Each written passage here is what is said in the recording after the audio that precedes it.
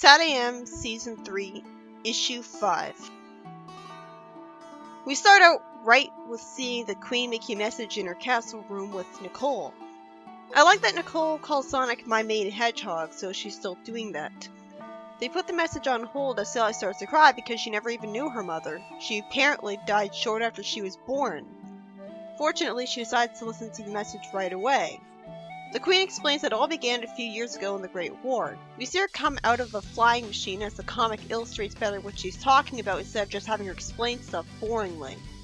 She came back home from a trip to Rock Splitter Valley and adorably hugs the king, and we see that Robotnik was still working with the king at that time. He says they're fortunate that the War Claws didn't choose to attack their ship like they did in Archie. So that's what they're calling the Overlander airships now? Though Overlanders didn't exist in Satam. Sort of. I assume this is Rhoda's father, who was the security detail with her the whole time, and he goes on expeditions all the time. He calls the Queen his old star pupil, and he regularly goes on digs, like an archaeologist. Ooh, so the Queen loved archaeological digs. And I like that it's lampshaded that people saw these as frivolous of the Queen in times of war. I really prefer this Queen. She has more depth because of this hobby. It turns out that the archaeological sites were how the Queen and King met back when the Queen was a commoner. This feels better than them being married in an arranged marriage by a pool of glowing liquid, but the arranged marriage was actually realistic of medieval royalty. And the Queen was the one who made the first move on the prince. How spunky. She's asked if she found anything to support her pet theory. She's been keeping track of the way so many ancient cultures have at their center various kinds of magical stones. She wonders if the ancient relics were in fact related to the power crystals discovered underground at the start of the modern age and somehow not used by anyone, apparently. Yeah, let's just sweep that under the rug. And then some ruins suggest an entire family of magic gems. The king thinks that she's just getting ahead of herself by assuming that all the cultures are talking about the same gems, and then Antoine's father shows up and tells the king that the War Claws are preparing a major attack on the southern front. She tells Max, let's go, so she'll be coming with him, and I guess that will be what kills her. I like that he's called King Max here too. On that day, one of Robotnik's sentry drones captured video footage hours ago, and oh, the story gets completely distracted by a damn Christmas Carol in black and white. This feels like a waste of comic space. How long did this take to draw that could have been spent drawing the actual comic? And since Sally's shown to want to be called Scrooge, you know what? No, I'm not wasting my time with this story. If it's non-canon, and it's not an official Sonic comic anyways, and even Mobius Legends seems to have more value than this, because they at least call the characters their actual names and have them their actual settings, then no, fuck this. It really should be against the law to rip off the Scrooge story, because I'm so sick of seeing it over and over and over again. Parodied so many different times. Oh good, the main story continues after all those load time causing pages. Anyways, the footage they saw shows an area only a few days away from Mobotropolis by foot. Then Antoine's father tells the computer with a voice command to show zoom in and enhance footage. Wow, they have advanced technology. I guess Robotnik or Chuck made it. The Queen is worried because either the War Claws are trying to distract them or plan a small-scale infiltration. Either way, they're getting bolder by getting close to a well-guarded capital. Antoine's father tells them be assured, which probably means rest assured, as all guard drones are on full alert. So why did they keep in the first copy of this page just to have the second copy add in the missing word information, when they could have just deleted the first copy and not highlighted the word information, forever reminding us of their mistake? Anyways, the Queen had been given lessons in computer technology by Chuck. Oh, some more depth to her character. This would make her death a lot more tragic. She wanted to create a compact device that could store and access her archaeological research to ensure its preservation. She began to wonder if it could preserve the culture and history of Mobotropolis as well. But how is that necessary? Wouldn't Mobotropolis have had history lessons in history books? How could she possibly know that she would need to preserve its history? Then she hides her project from Robotnik being smart. Robotnik realized that his brisk tone when she came home might have kind of put him in suspicion of being evil. Or rather, he's rightfully paranoid because he is evil. so he apologizes for it when he doesn't really feel sorry. Robotnik asks her if she's heading for Drew Hench tomorrow to confirm that, and the Queen is suspicious of him. I guess she doesn't think she has any power, so she can't get rid of him just because she's suspicious of him without any evidence.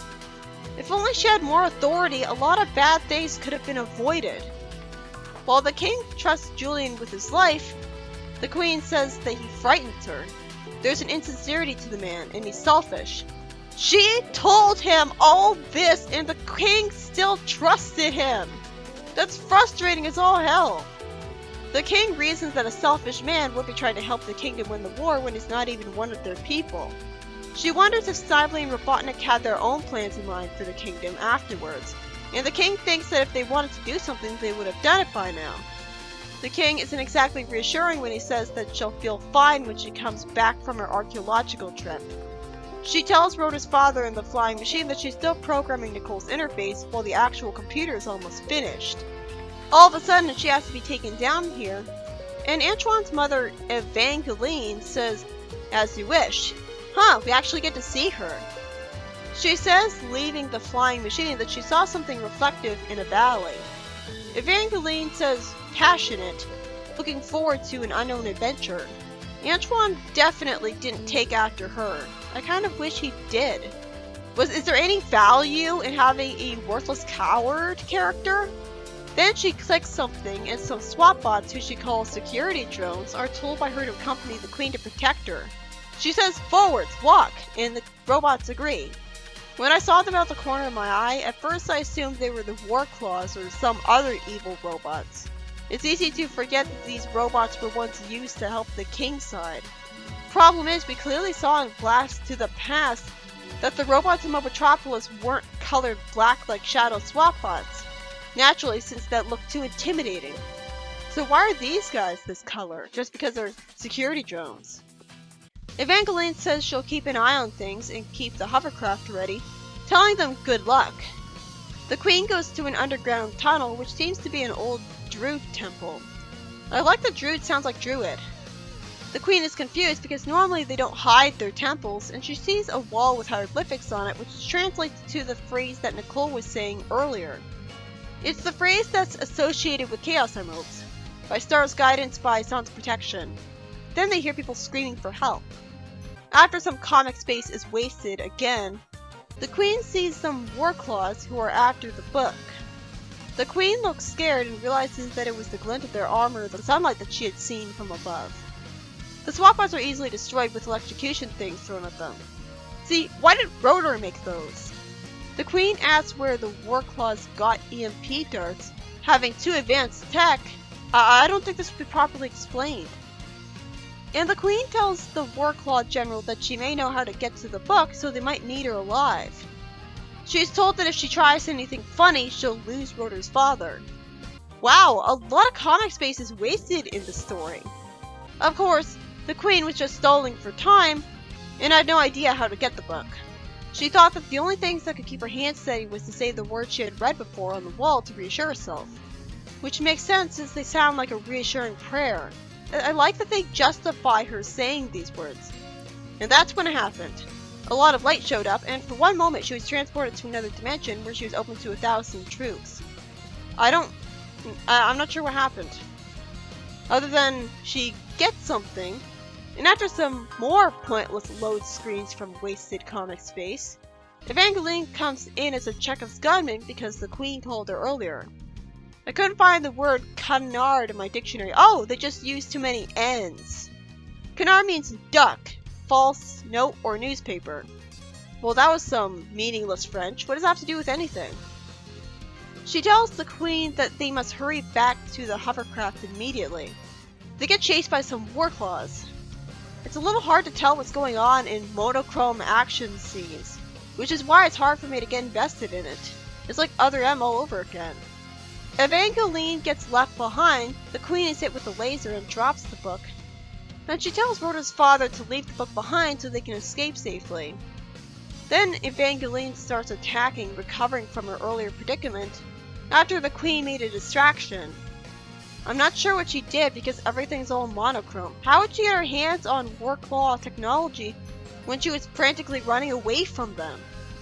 It's not like she attacked them and got a crossbow from him. The Queen says that she's not good at aiming what she's shooting. Unfortunately, the bad guy shoots a laser at their hovercraft. Evangeline taunts him that he might hit the book with his laser. She presses a button and some reinforcements show up to threaten the Warclaw, and Evangeline says that she was smart enough to call in reinforcements before going into the temple, asking cheekishly, "Am I stupid?"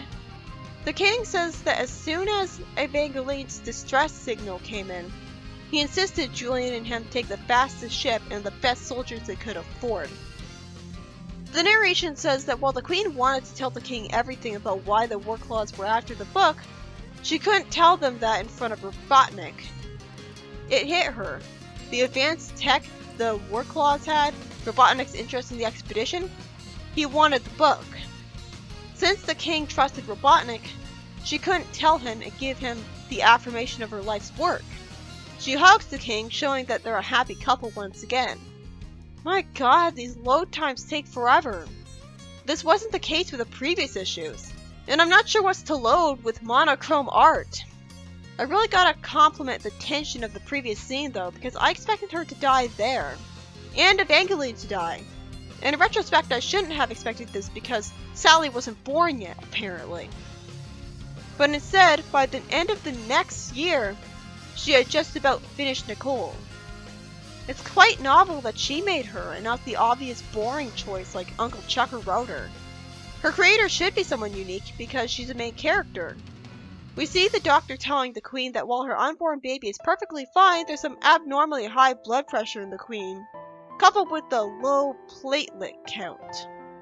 Apparently, it's a depressing disease out of nowhere that can develop during pregnancy on Mobius, so she might die during childbirth. In a world with advanced technology like zoom and enhance power, why the fuck can't she just have a C-section? Hell, I have a feeling that C-sections have been done for a really long time. In fact, Macbeth had a character who wasn't a woman born, and that was because his mom had a C-section. So with this in mind, the very idea that the whole reason Sally's mother died wasn't because of Warclaw people killing her, but was because she was told ahead of time that she'd die in childbirth, and she didn't think to get a C-section? That's stupid! That's stupid! I think it would have been better if she had died in the Warclaw scene, if she had to die, if it was established that Sally had already been born at that point. She was brought back just fine in Archie.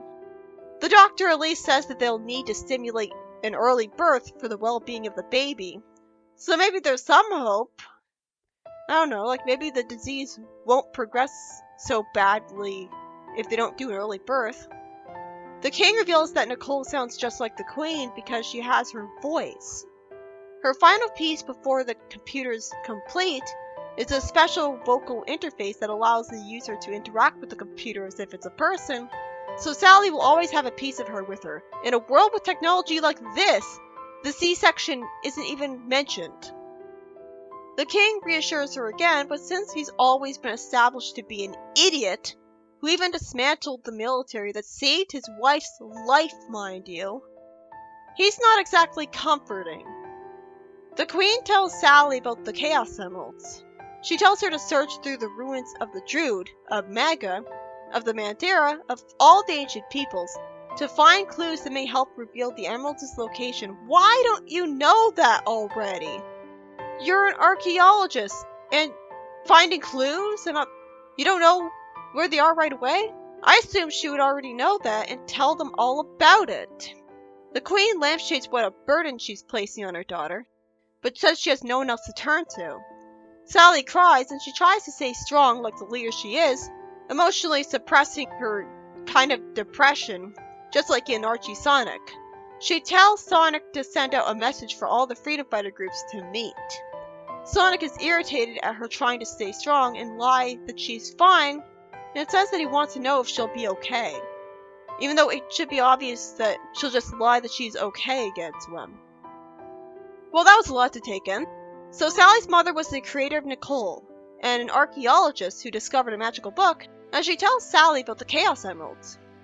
Then it turns out she has a disease that'll make her die in childbirth, And absolute bullshit happens as nobody thinks to just make her have a C-section, which has been a medical practice since the time of Macbeth. You'd think a lot of people would know about this from their high school English lessons. This was such a stupid explanation for her not being alive anymore.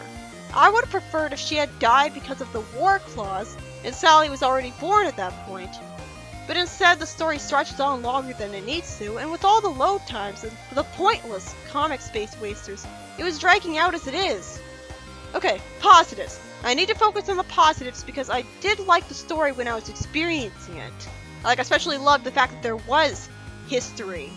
I do love that the Queen has all these depths to her character. She's a brilliant programmer who made Nicole. She's an archaeologist. And the King has depth too because he met her for the first time during one of those digs. All of this is so much better characterization for the Queen. You can really tell that Sally takes after her. But still, first she warns the King that Julian can't be trusted, and he doesn't get it through his thick head, which just makes him rising to power all the more frustrating because it could have easily been prevented if she had the power and not him. It makes me feel like the King should have died and Alicia should have taken the power, because then she would have the power and she would have just ousted Robotnik. And then we see that her death could have also been easily prevented by people who had more than one brain cell. That was so stupid. This is just as bad as Antoine being put in a coma because Rotor and Tails were too stupid to just give Bunny inventions to compensate for not being a cyborg anymore, and give ray guns and stuff to all of the heroes so they could beat Metal Sonic. There's not genuine tragedy and emotional impact in something horrible happening to a character if the only reason it happened was because the characters were all acting like idiots. At that point, you're not feeling bad for anyone. You're just mad at the characters. You're just mad at the sloppy writing. Robotnik coming to power was the King's fault for being an unbelievable idiot. The Queen's death was everyone's fault for not giving her a C-section. Penders wrote her quote-unquote death better because 1, she didn't die wasting a character, and 2, she was in an airship shot down by the comic equivalent to the War Claws, which was foreshadowed properly because the Kingdom was already fighting them constantly, and made actual sense compared to a disease coming out of nowhere. I mean, disease by definition come out of nowhere, but it's not foreshadowed as well as the War Claws killing her. I do like that Sally was reacting realistically to seeing her mother. She was crying and needed a second.